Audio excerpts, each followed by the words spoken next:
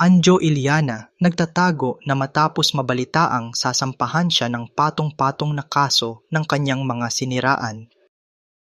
Pero bago po ang lahat, kung ikaw nga ay isang legit Dabarkads at gusto mo palaging updated sa ganap ng ating mga paboritong Eat Bulaga Dabarkads, mangyari lang mag-subscribe sa aking channel dahil sagot ko na ang kwentuhan. Maraming salamat po.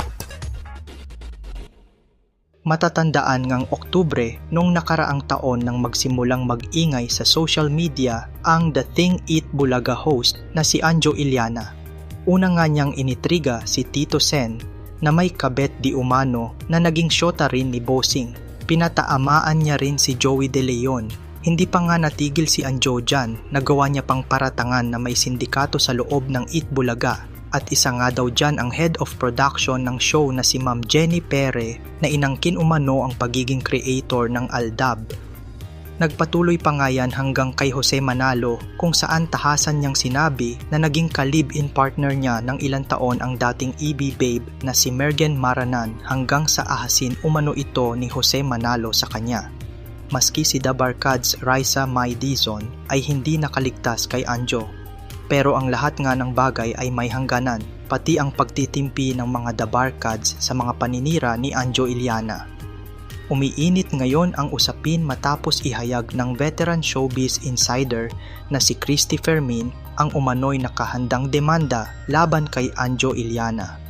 Ayon sa kanyang pahayag, may source umano siyang nagsabing nakaplantilya na ang iba-ibang mga kasong isasampa ng TVJ kasama si Jose Manalo laban dito kay Anjo, kabilang ang kasong cyber libel.